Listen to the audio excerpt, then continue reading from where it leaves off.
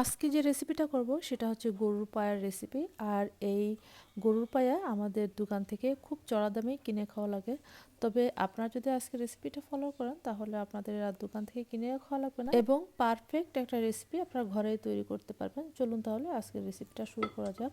আর একই recipe follow করে আপনারা খাসির পায়া দিয়ে তৈরি করতে পারেন।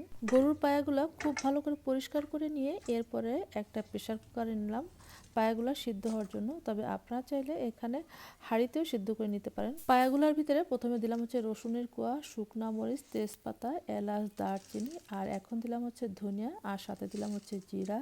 এগুলো সবই আস্ত। সাথে দিলাম হচ্ছে আস্ত পেঁয়াজ। পায়াগুলো সিদ্ধ করে নেওয়ার জন্য দিলাম হচ্ছে পানি, সাথে দিলাম হচ্ছে লবণ আর হচ্ছে হলুদের গুঁড়া।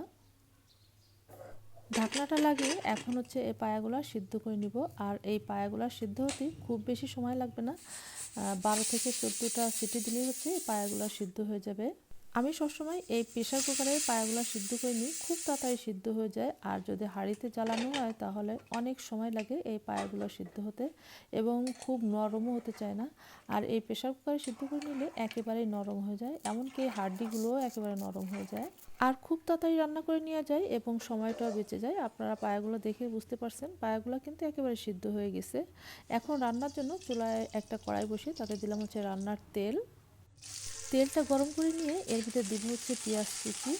আর এই পায়া রান্নাতে পেঁয়াজের পরিমাণটা একটু বেশিই লাগে। আপনারা হয়তো দেখে বুঝতে পারছেন আমি পায়াটা সিদ্ধ করার সময় পেঁয়াজ দিছি এবং এখন রান্না করার সময় বেশ খানিকটা পেঁয়াজ এখানে ব্যবহার করছি। আর এখন সাথে দিলাম হচ্ছে আস্ত গরম মশলা। এখন হচ্ছে এইগুলো হালকা ব্রাউন কালারে ভেজে নিব, খুব বেশি ভাজবো না, অল্প একটু সময় ভেজে নিলে হচ্ছে হয়ে যাবে। যখন পেঁয়াজটা ভাজা হয়ে আসবে ওই পর্যায়ে দিব হচ্ছে জিরা বাটা, রসুন বাটা আর হচ্ছে আদা বাটা। সাথে দিলাম হচ্ছে লবণ। আর এই লবণটা কিন্তু খুব বেশি দেওয়া যাবে না, যেহেতু পায়ের সাথে লবণ ব্যবহার করা হয়েছে। আর সাথে দিলাম হচ্ছে হলুদের গুঁড়া, মরিচের গুঁড়া, ধনিয়ার গুঁড়া। সামান্য একটু পানি দিয়ে হচ্ছে এই মশলাটা খুব ভালো করে কষিয়ে নিব। মশলাটা কষানোর সময় চুলার আঁচটা একটু কমিয়ে হচ্ছে খুব ভালো করে কষিয়ে নিতে হবে। চুলার আঁচটা যদি হাই হিটে থাকে তাহলে হচ্ছে মশলাটা পুড়ে যাবে এবং মশলাটা খুব ভালো কষানো হবে না। তাই চুলার আঁচটা কমিয়ে হচ্ছে মশলাটা খুব ভালো করে কষিয়ে নিতে হবে।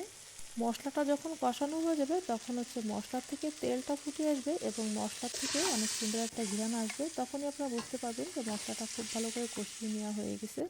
আমার মশলাটা খুব ভালো করে কষিয়ে নেওয়া হয়ে গেছে। এখন এর ভিতরে দিলাম হচ্ছে পায়া।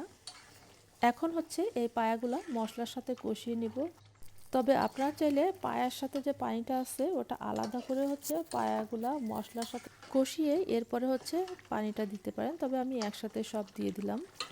পায়াগুলা মশলার সাথে 2-3 মিনিট কষিয়ে নিয়ে এরপরে দিলাম হচ্ছে পানি। প্রেসার কুকারটা ধুয়ে হচ্ছে পানিটা দিয়ে দিলাম এখানে। পানি দিয়ে সব কিছু ভালো করে মিশিয়ে নিয়ে এখন হচ্ছে পায়াটা রান্না করে নিব। পায়াটা রান্না হতে থাক ততক্ষণে আমি আর একটা চুলায় বাগার রেডি করে নিই। কড়াইতে দিলাম হচ্ছে রান্নার তেল, আর তেলটা গরম করে নিয়ে এর ভিতরে দিলাম হচ্ছে পেঁয়াজ রসুন কুচি। পেঁয়াজ রসুনটা যখন হালকা ভাজা হয়ে আসবে ওই পর্যায়ে দিব হচ্ছে শুকনো মরিচ কুচি। এসব কিছু যখন ভাজা হয়ে আসবে ওই পর্যায়ে দিব হচ্ছে আস্ত জিরা। আর এই জিরাটা দিতে হবে পেঁয়াজ মরিচটা যখন ভাজা হয়ে আসবে তখন। এর আগে দিলে হচ্ছে জিরাটা একেবারে পুড়ে যাবে, তাই পেঁয়াজ মরিচটা ভেজে হচ্ছে জিরাটা এখানে অ্যাড করতে হবে। বাগারটা হয়ে গেছে, এখন হচ্ছে পায়ের ভিতরে দিয়ে দিলাম। আর আপনারা দেখে বুঝতে পারছেন যে আমি পেঁয়াজ মরিচটা কেমন করে ভেজে নিছি, একেবারে কিন্তু পোড়ায় ভেজে নিইনি। একেবারে পোড়ায় ফেললে কিন্তু ওটা তিতা তিতা হয়ে যাবে, তখন কিন্তু খেতে ভালো লাগবে না। তাই ঠিকঠাক মতোই বাগারটা করে নেবেন। গরুর পায়াটা একটু ঝোলঝোলই রান্না করা হয়, তবে আপনারা যারা ঝোলঝোল খেতে পছন্দ করেন না তারা চাইলে টানিয়ে নিতে পারেন। তবে আমার কাছে ওইরকমভাবে পায়াটা রান্না করলে খুব বেশি একটা ভালো লাগে না, একটু ঝোলঝোল রান্না করলে হচ্ছে বেশি ভালো লাগে খেতে। পায়াটা যখন রান্না হয়ে এসেছে ওই পর্যায়ে দিলাম হচ্ছে ধনেপাতা কুচি।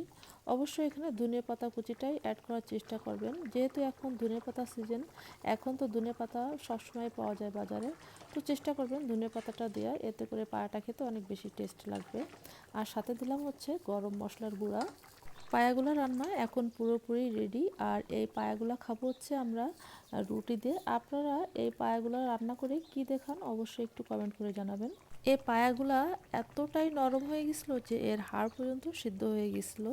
তো আপনারাও একইভাবে এই পায়াগুলো রান্না করে নেবেন, দেখবেন যে পায়াগুলো একেবারে সিদ্ধ হয়ে গেছে এবং সময়টাও বেঁচে গেছে।